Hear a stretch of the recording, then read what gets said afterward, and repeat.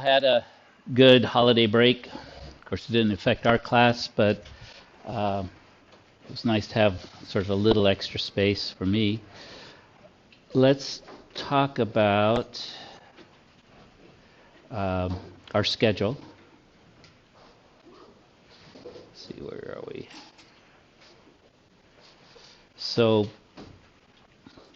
we are here today.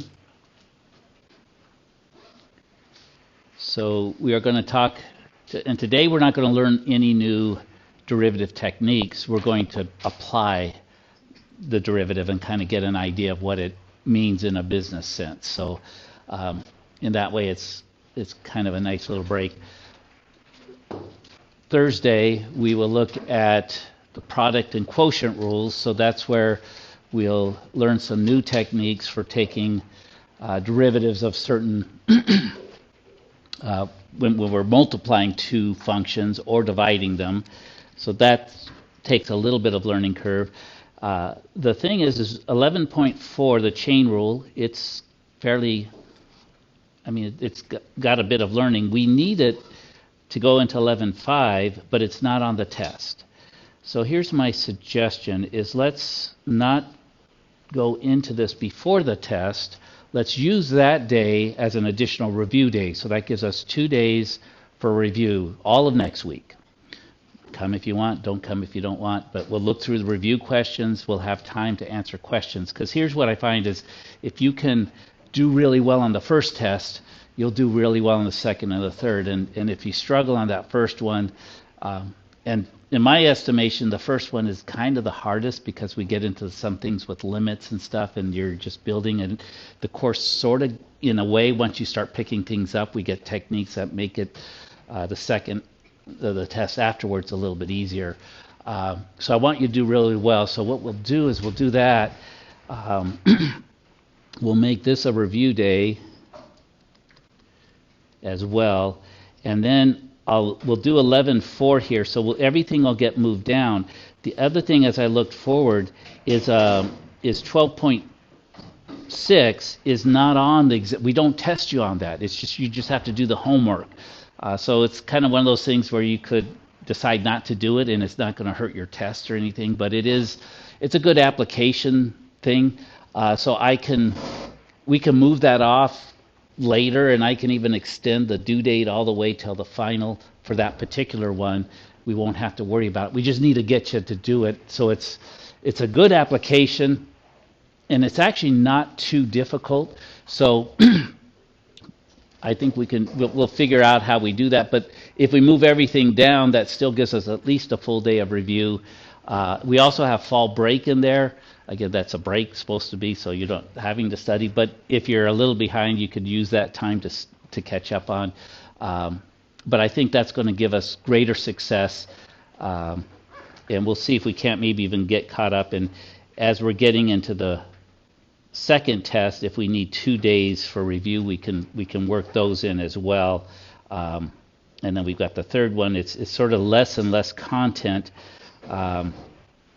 as we move forward. Okay, is that acceptable to everyone?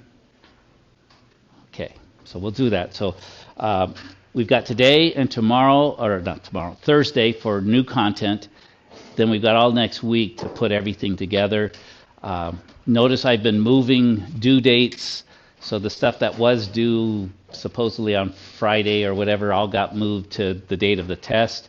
I did do an update. It's a snapshot, so if you didn't earn full points on a particular assignment, it was just that's what I pulled up Friday when I did it. So you may have completed those. I will do that again this Friday, so scores will continue to update as you go through. So if it's not working, like in one of my classes, they had if you turn it in after, you could still turn it in, but then it was doing like a 15% penalty. I don't believe in 15% penalties. So if things are not working, let me know, because then I can look into it. Again, I don't set up this course, I just get it. And so there's some things in there that I might not be aware of. And if you ask those questions, I may come back and say, yeah, that's, I'll be doing the update Friday, that's fine. But let me know, because it's a lot better to find out before I go to post grades that I need to make a change. Even after I post grades, I can still change a grade, but it's a lot easier if we get that sooner. Okay? So we'll do that. I'll send out an announcement when I post tonight's lecture about that. Okay. Any questions before we head into things? Okay. So just an overview, how do we take a derivative at this point? We can only take a derivative of x to a power, right? And the process is the exponent comes down and multiplies by the coefficient, the number in front, and then we subtract 1 from the exponent. So that's really all we're doing, term by term. That'll give us the derivative. Today, we're going to look at an application which is called marginal analysis. And what you want to think of the marginal, sort of being in the marginal, it's the way they're using this, is it's going to give us what the value, what it would cost, like, okay, we'll talk about cost. If we make one more, how much would it cost to make one more? Okay. If it's profit, how much profit do we make by selling one more item? Okay. If it's revenue, and so there's all these things involved. So first thing that they don't really get to in much detail is the business side of things, because I figure you're business majors, you understand all this, but sometimes this is where I see the biggest difficulties is setting things up. So what is cost? Let's talk about this. What does the word cost mean in a business setting?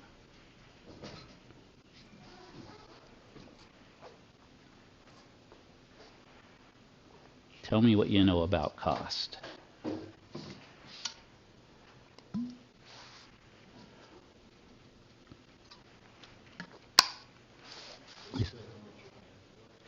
You're paying for it, so it's a negative for at least yeah. So we're thinking of how much paid.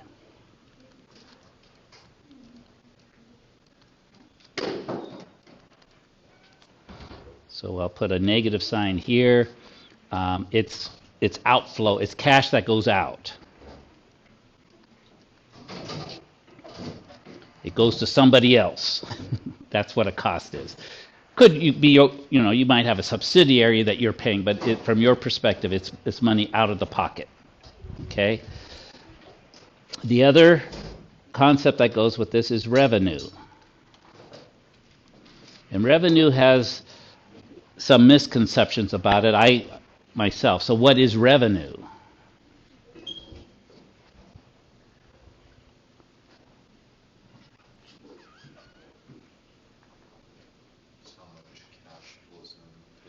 Good. Total inflow of cash, not considering costs at all. So it's just inflow of cash. How much is coming into the cash register if you're in a retail setting?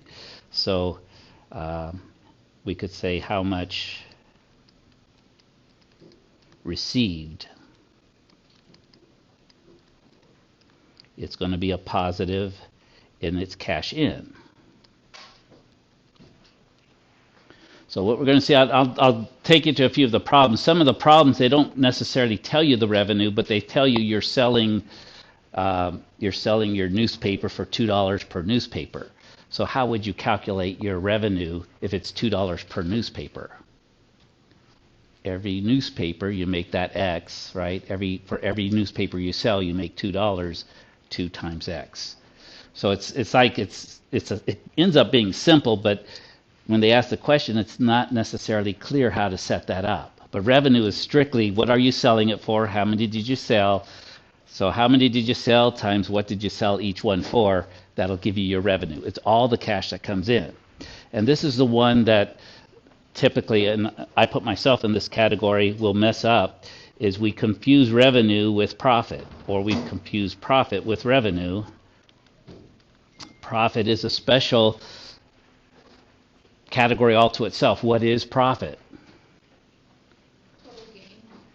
total gain. So we need to know cost and revenue to get to profit, because it's going to be our income, inflowing of cash, revenue, minus the cost. Sometimes we get these backwards, so because you're doing it abstractly, and so it makes sense. You just take these, and sometimes I see the cost function minus the revenue function. Well, this needs to be the other way around, right? So just be careful when you're going through these problems and setting up. This is the way, you have to think cost is money going out. Revenue is all the money that comes in, it's not profit. Profit is revenue minus the cost. Okay, so that'll help you get, and we do this throughout the class. So it's one of those things, you get into all these other things and you forget this, you get this messed up. You're not going to, you can do everything else right, the calculus part right, but if you don't get these formulas right, it just doesn't make sense, doesn't come through. So we're going to talk about marginal cost, marginal revenue, marginal profit. Again, the way to think of it is, how much outflow do we have if we do one more? One more, how much more revenue do we have if we sell one more newspaper? How much profit do we have if we sell one more? Okay, so that's what because the marginal, as we're going to see, is what we're going to do is we'll take a look at a cost function that's a linear function. Okay. Mx plus b, m is our slope. Remember, on a linear function, the slope of the line is the slope of the tangent line everywhere else. And so in this case, the marginal cost, what it costs to make one more, is simply the slope, right? If I make one more, I pay that much more. B is a fixed cost, right? So maybe I had to rent some places, maybe I had to do some things. B is my fixed cost. So let's kind of do this. B is fixed costs.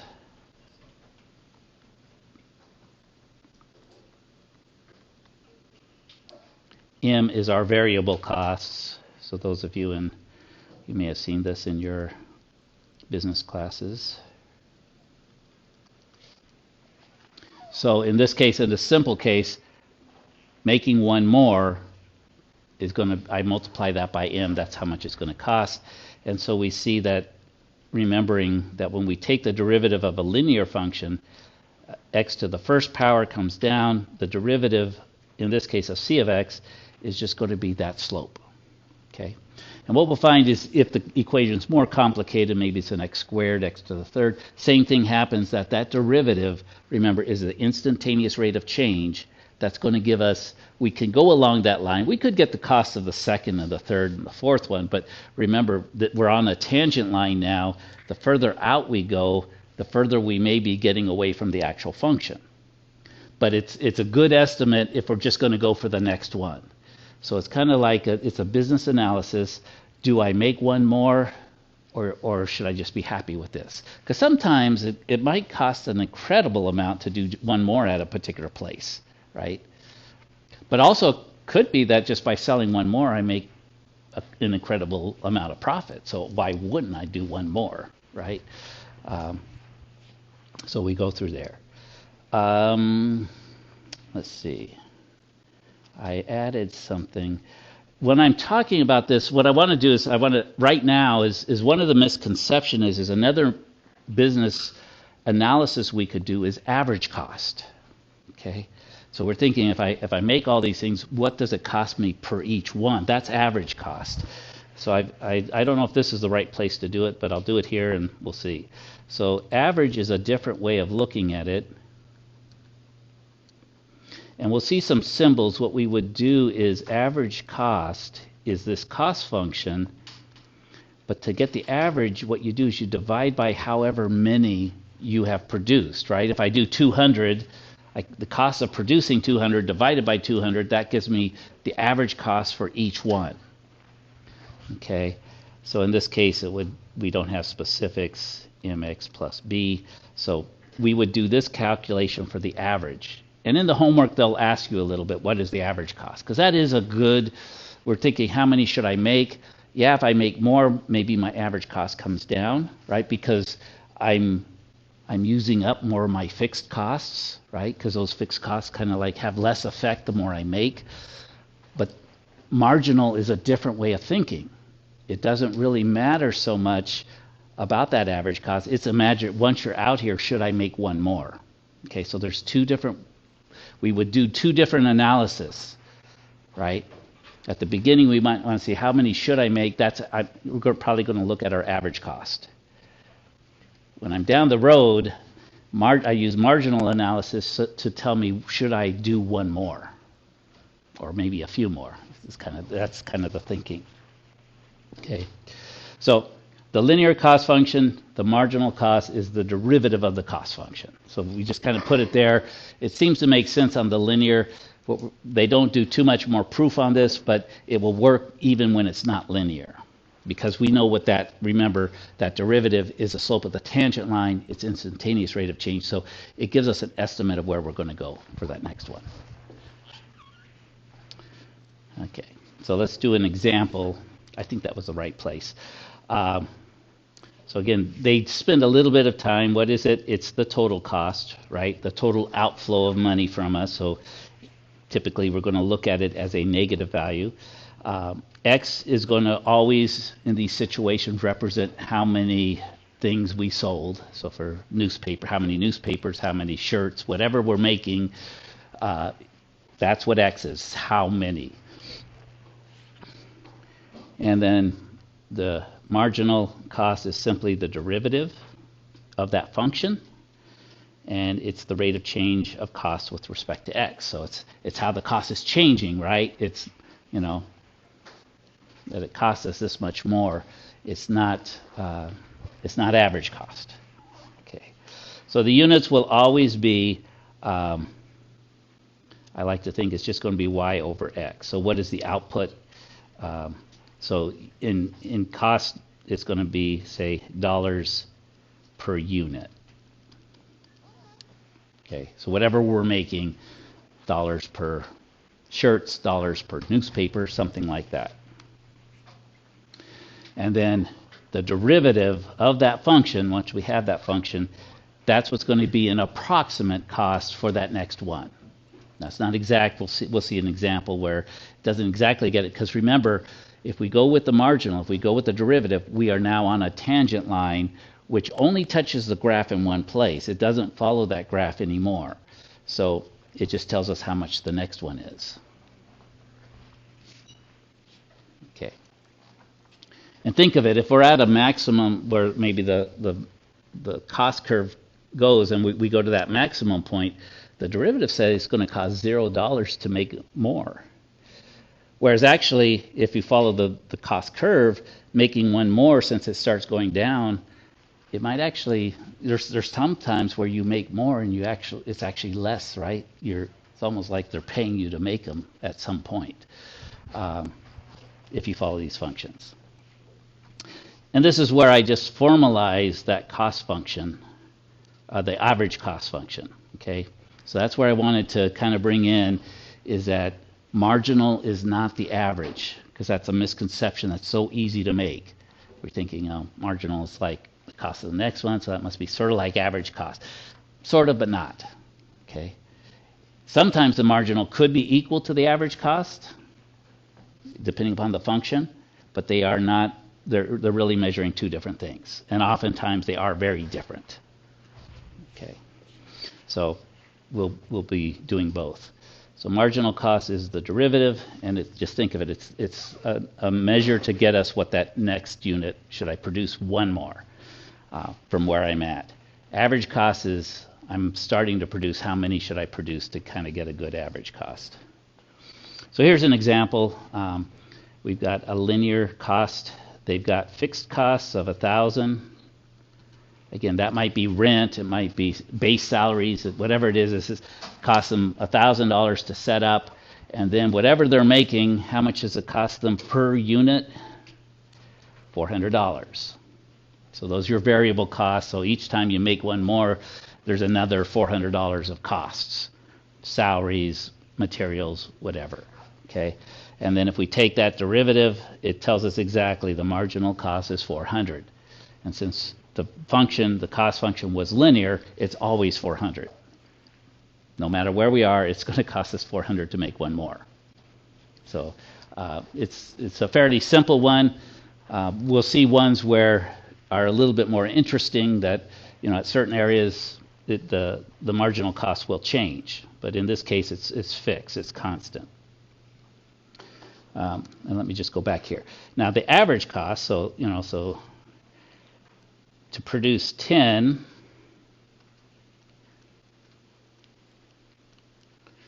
what does it cost?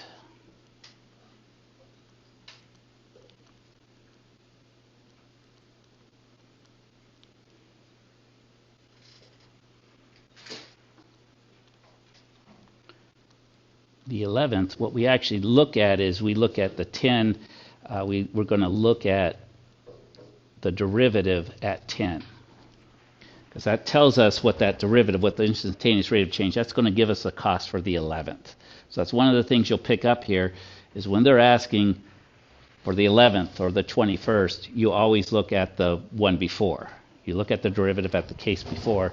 Since the derivative is a constant, this is going to be 400, so that tells us it will cost us $400 to produce the 11th. What would we do to get the average cost of 11 items? Well, we would have to actually calculate, we would use the cost function, which is 400 times 11 plus 1,000. So notice we use the original function, not the derivative function, and then we would divide by 11. So this is going to give us average cost. And if we do that, let's see, what is that going to give us? 400 times 11 plus 1,000 divided by 11.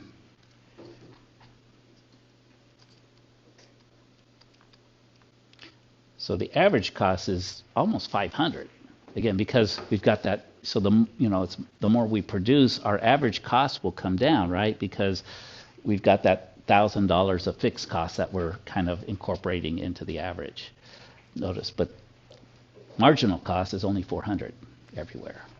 Okay. So this is marginal. This is average. And notice for the average to produce 11, we use 11. Finding the marginal of the 11th, we actually go back and look at what was the derivative at 10, because that's telling us what the slope is.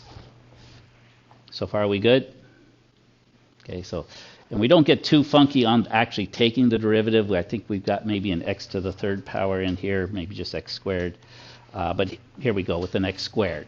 So not too much, but this will make it a little bit more interesting, not being a fixed function. So this is manufacturing portable music players. Okay, so we've got this cost. This will give us a function. We can put in x's, so we make 50,000 of them. This will give us our total cost, right? Find the marginal cost, the derivative, use it to estimate the cost of manufacturing the 50,001 first music player. So again, what we're going to do is we're going to want to take its derivative. So what's the derivative of 50,000?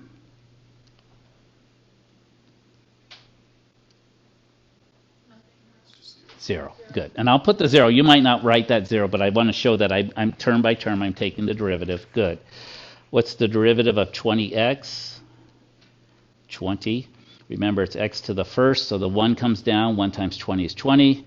1 minus 1 is 0. X to the 0 is 1.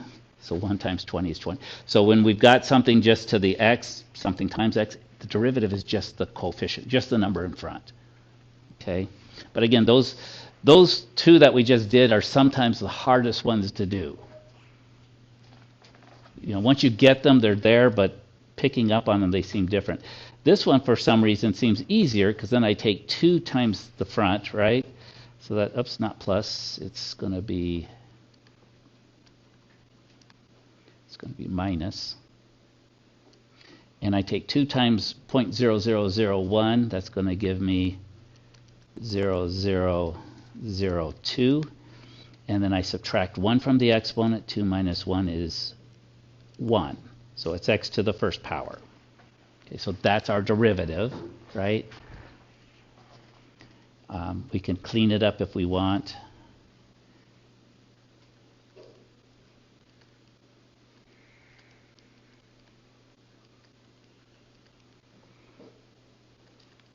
And then to find the 50,000 and first, again, what we're going to look at is we're going to look at this derivative at 50,000.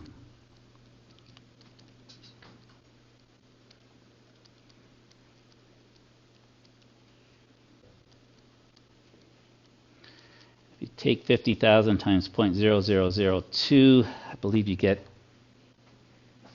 10. Thank you. Good. So this is 20 minus 10, which gives us $10 is our instantaneous rate of change. So this is an estimate that it'll cost us $10 to make one more, right? So that, again, it's not an average cost. Average cost might be a little bit more, might be a little bit less. But that's what it costs us. After we made 50, to make one more, it'll only cost us $10 as an estimate. So you got how that works. Just take its derivative, plug in the number sort of before. So you want the 50,000th and 1, look at 50,000. If we wanted the 50,000th, we actually would have looked at the 49,999. But that tells us that. Let me kind of put this together for you. Let's keep these so far.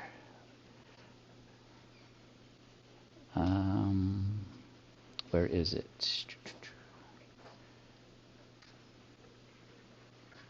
It works. Okay. Set. Let's see. I thought there was a way.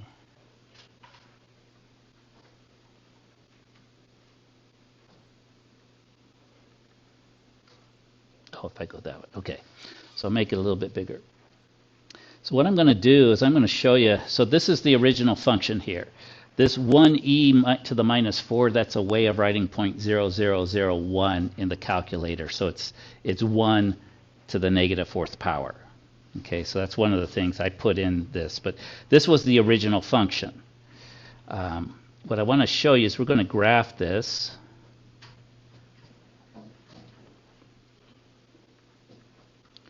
And I like using, the reason I'm using this calculator rather than the TI-84 is this one will give me a good window just automatically. The TI-84, I would have to size the window. But and again, remember, this is NumWorks. It's free if you want to use it. If you like it, if you find it easier to use, I'm kind of finding it easier. You can also order it in a handheld version so that you could use it on the test if you want. $99. If you've already got your calculator, use that. But again, this one has some nice features. One of the features it has is I can go up here and I can go to calculate, and let's see, I think it's find, and it gives me an option for the tangent. The TI-84 also will do this, but it's a little bit more complicated. I'll throw that in one of my videos. But watch, it finds the tangent. It's finding the tangent at 66,000. So to find it at 50,000, I just enter 50,000. Hit execute. And what I want you to see is that the function value, so the total cost, it gives me that, right? It plugs it in, is $900,000. So you could then figure out what the average cost is if you wanted to. It does give us the derivative here is $10. So that's what we figured out at 50,000. the marginal is $10. It costs us $10 to make one more. But that's an estimate. And the reason I wanted to show you it's an estimate, if I scan, not that far, if I go to 50,001, the actual cost, it only actually it cost me $9.99 if I keep following that curve, right? But the marginal was $10, so that's what I'm saying, is that the marginal is an estimate. The actual cost to produce one more may be slightly different. But what we do is, because of the way things work, the marginal gives us a good estimate, but I just want you to know it is an estimate, okay? It is an estimate. But this, again, this also gives me the tangent line if I need it at any point. But I want you to see what we're doing is when we're using the marginal, we're now using that tangent line. We're following that tangent line to get to the next cost. We're not following the curve itself. So it just depends. There's multiple ways. Which one's better? That's where your business theory is going to tell you which one's the better one to do. How accurate do you really need to be? So we can use calculus to do a lot of estimates and get some things quickly. Sometimes that's good enough for the decision. Sometimes you're going to want exact figures. Well, then you use the function. Okay. Questions on that? Because if you understand that part, you're pretty good to go for the rest of the stuff. Okay. All right. So this is, and then this is in the textbook. So I went there. They have this picture, and that's where they really emphasize. This is the same example, music players and costs. That when we do the marginal, we're using the tangent line, the slope of the tangent line. So that gets us to that next spot. Okay.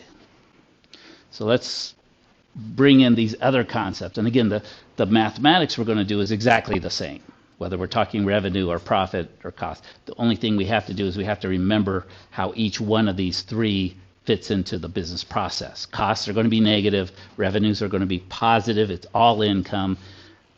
Profit is revenue minus cost. And again, I see it enough. Sometimes it's a fourth of the students will reverse those. Sometimes I reverse those. So it's always revenue minus the cost. Okay. Total revenue is total income. Profit is what's left of that revenue after we paid our bills. Of course, maybe you just skip the country and take all the money with you. So the derivatives of the revenue,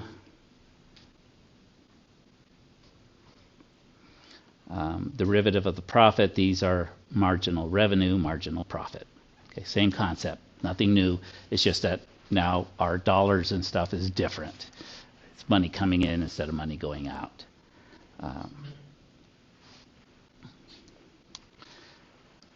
Units are always going to be whatever profit is, it's dollars per unit, right? That's what the marginal would be. So it's kind of like the units for cost, revenue, and profit are really all the same. It's talking about dollars per unit when we go to the marginal. Or euros or pesos or whatever, whichever country we're in, Thai baht. And again, it's an approximation. So it gets us close. It might not be exact, but it'll be a close estimate.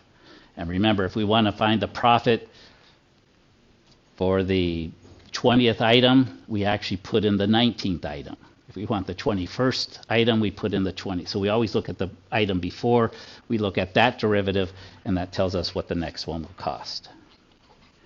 So here's, we get back to some of these. I know some of you have struggled with these type of things, so this brings back what we were talking about with limits. Just remember when they give these types of graphs, the associated marginal cost is increasing. So which one is it? So remember, when we're talking about the marginal costs, we're talking about the derivative, the slope of the tangent line. So what we have to do is kind of come in here. Let me choose a few points. I'll put a point here, and maybe a point here, and maybe a point here. And what I want to do is I want to see what's happening to the tangent line. And again, sometimes the tangent line's a little hard. You're trying to draw a line that goes through just that point. So there's a tangent line for there. This tangent line, well, I didn't quite get it right, but I think I can adjust it. I can move it. Sometimes I can move it. Well, back here. Well, if it were going through there, but I can see what's happening is that slope of the tangent line is doing what? It's actually increasing. And I draw this last one here, maybe like that. So they're so I can see it's going to be increasing. The function itself is also increasing, but the rate of that increase is increasing. So it's going up, and it's going up faster. Okay. This question is about the marginal cost. So the marginal cost is also increasing, and it's just increasing all the way along the way. Okay. So remember, we're given a function. This is a cost function, a graph, and we're kind of having to draw in these tangent lines. And again, what I do is, if once you get used to it, you can take a piece of paper and follow it along, or straight edge. When it's a parabola or or whatever, is that one that's increasing and then decreasing? Exactly. Okay. Yeah. So yeah, different shapes. In fact, we might have. Oh, this is the same one. So let's see. So again, and sometimes we'll go through a few of these. When x is 100, the marginal cost is. So again, sometime okay at 100, we go here. Marginal cost, and then our choice is greater than the average cost, less than the average cost. Well, what's the average cost? How would I find the average cost? Well, average cost is, right, going from 0 to the end is really the secant line. Remember, secant line gives us an average cost. So from beginning to end, I would put that one in there. That one's not too hard to draw. So there's my secant line. That's my average. Then I'd have to kind of draw this tangent line here. And again, I may do a good job, or what do you say? Is one bigger than the other? Are they relatively equal? The slopes look like they're about the same, relatively. And they won't give you, so one's a little bit more enough. I would say on this, approximately equal, right? Because they're parallel, about the same slopes. That's what we're looking at. So that's what, again, when we're thinking of derivative, we're training ourselves to think in terms of the slope, not values so much.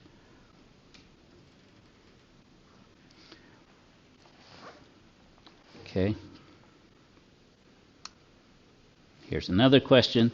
The cost of 150 items. So again, we're coming onto the graph here. And then we can see, hopefully, that we come over here, this is 4,000, that's 5,000. It's certainly not $40. It's got to be probably one of these, right? About 4,400. But now we've got to decide whether the rate is increasing by about 40 or 1. So how do we do that? We look at the marginal. Again, we've got to sort of estimate this with a tangent line. I'll do the sort of, there we go.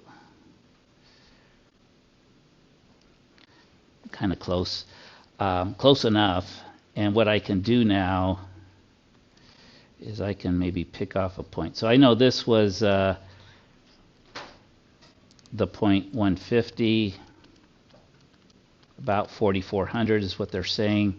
And then maybe I'll go here. My tangent line takes me to 200. And actually, if I drew this in a little bit, it's maybe 6,200 or something like that. So you can get an estimate if you subtract these, right? So I'm just kind of, is this going to be 40 or is it going to be 1? I don't need an exact value, but I think I can see it's going to be closer to 40 than to 1. If I subtract these, I get negative 50, right? 200 minus 150. And if I subtract these, I get about 200. I just actually get 180. And then if I take my x divided into my y, I get close enough to about $40. I mean, I'm closer to 40 than to 1, maybe 35. But again, I don't have to get exact, but for these type of questions, that's what it's asking us to do. So it's a sort of a comparison, sort of visually putting in a tangent line and trying to sort of estimate that slope of what it might be. So we good with that? Okay. This is our last example, and then what we'll do is we'll get into the homework. We'll look at a few of those, and we go till 8:45, right? So then that leaves us some time to kind of start working on things. Okay. So again, whether this is cost, revenue, or profit, we're given a function. How do we get a marginal? We're looking for marginal. What's the first thing we need? We need its derivative. And then we're asked to compare it with the exact cost. We can do that by figuring out what the cost is at 60,000 and then figuring it out at 60,001, subtracting, we get the exact cost of producing one more, but we're going to do it with the marginal as well. So what's the derivative of 800,000? 0. It's a constant, right? So those are, what's the derivative of 340x? 340. Okay, so you'll get to a place where you'll just start seeing those, and those are the derivative. We don't have to do the one down and subtract. Over here, when we get its derivative here, the 2 times this is going to give us 0,001. So 5 times 2 is 10, so I write it this way. You don't have to have that extra 10, but I like it. X to the first power, right? And I like to write that first power just to emphasize that's what I did. I took 2 minus 1. Maybe I'll write it up. So that's taking that derivative. So this is our derivative. To find the marginal, giving us an estimate for the 60,000th and 1, what we're going to want is we'll put in 60,000. Right, 0's gone, so we get 340 plus 0.001 times 60,000. Now, this one's not too bad. You can do it by moving decimals, right? So this is going to be 340 plus 6. Let's see, there's 1, 2, 3. 1, 2, 3. Should be $60. Oops. The derivative at 60,000. So if we add those together, we should get 400. So that is our marginal cost.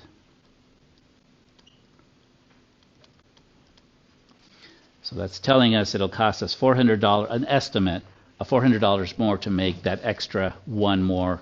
So to get to the 660,000th and first will be $400 more. Okay. Compare that to the exact cost. Again, to the exact cost, we come to this function, the original. And for doing that, I've got to plug in. So what I'm going to get is I'm going to get the cost at 60,001 minus the cost at 60,000. I've got to plug it into this. So definitely I'm going to want to use a calculator.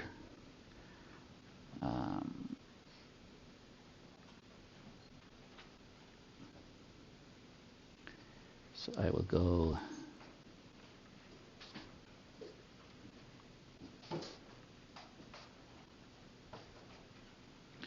and let's change this to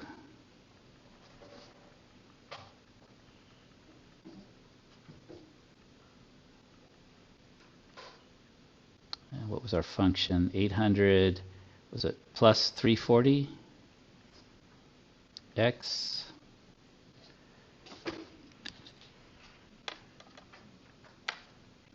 oops, plus, that their divide looks like a plus. That's the one thing 340x, and then it was plus 0.123, what was it? 1 or 2? 5. Thank you. And then it was x squared, right? X squared. So I'm going to put that in. Instead of plotting it, I'm actually going to go to display values. And I'm going to change this first one. That's what I like about this one. I can just enter it in. 60,000. And then 60,001. Now notice that these costs are so large, it's going to be hard to do the math because it's not showing the values. So what I might do, it's 1, 2, 3, 4, 5. This is e to the 7th, so that would move it 2 more places. It actually has it at 400. However, it might be rounding it.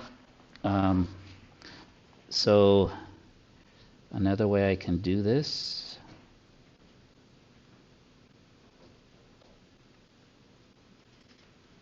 is I could look at the graph. Let's go for exact. There we go. Well, that didn't help.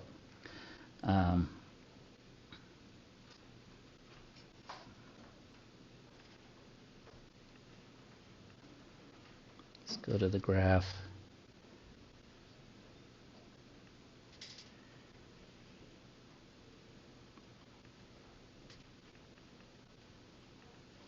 Jumps to it, and so I see it's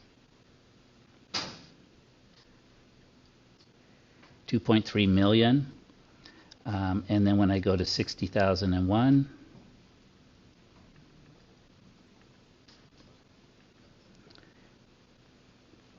it's 2.3 million 400. So this is a case where, remember, the marginal said 400, the actual is saying 400.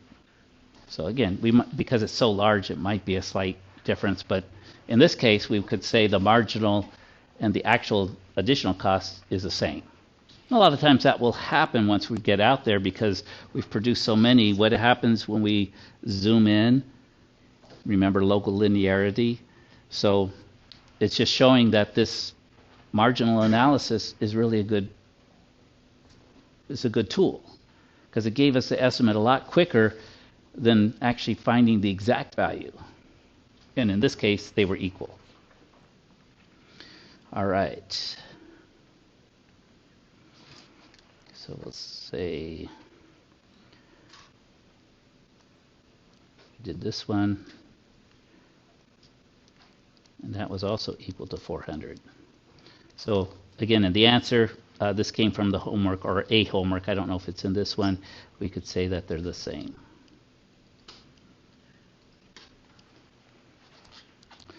And that's our last slide. Discard those. So let's see if I still have this open. Yes, I'm still here. This is the textbook. So I kind of want to bring you back to use the ebook. It's helpful. It has some of these interactive things where it will give it to you. You can actually type it in and then check your answer. If you're kind of not even wanting to do that, you can do the do it. It will check it for you. It will tell you what it is. But I found it was good, like it said, what are the units of measurement? I said dollars per unit. It said I was wrong. I hit do it. It said dollars per suit because they're talking about suits. So I said, okay, whatever. But again, nothing taken away.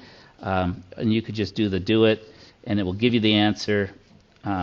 So there's that, gives you a little bit of practice before, if you want to, before you get into the actual homework. In the homework, you have 5 choices or 5 opportunities for most of it. but not for the true and false. And again, so there's some examples in here. Let me see if the homework is still open. Yeah, this is mine. We're in 11.2. So there was a couple things I wanted to point out here. So again, they're just wanting the marginal cost. They give us a function. We just need to take its derivative. So this is giving some practice of stuff we started doing last week with the units. They give us, again, cost function, a revenue function, and we need to get the profit function. So just be careful how you set it up. Profit, you're going to have to take revenue minus cost. So you put those together, combine like terms, you'll get your profit function, take its derivative. Okay, and then those answers are in there. There's going to be some with a graph, and they're going to ask you what's happening to the marginal. Remember, the marginal is just, so we get more and more words for what we're doing, right? We first talked about the slope of the tangent line. We say, we're also going to call that the derivative. Now we know we're also going to call that the marginal. So we got 3 different words for that same concept of the slope of the tangent line. So this is not anything new, but we'll go through that. And then again, here's a function, and they ask us to calculate revenue. But this is a little tricky. You see a cost function, but I go, there is no revenue function. How many times do you think I get asked, where's the revenue function? It's up here. It's telling us that they sell for 90 cents per copy. So if it sells for 90 cents per copy, what is the revenue function? It's 0.9, because we're in dollars probably, we want to do times X. Right. However many we sell times 0.9, that's going to be our revenue. So there's kind of hidden in there. But if you didn't see that, you can't go on, right? Because how can I get the profit function if I don't have the revenue function? And then just kind of going through your profit function. Oops. Let me do that. Profit function is going to be 0.9x minus. Here's another area. It's going to be the cost function, but we're subtracting the whole cost function. So I always carefully put in that parentheses, because if you don't, you might just put the negative and then write the cost function. That negative needs to distribute through the cost function, because this is all negative.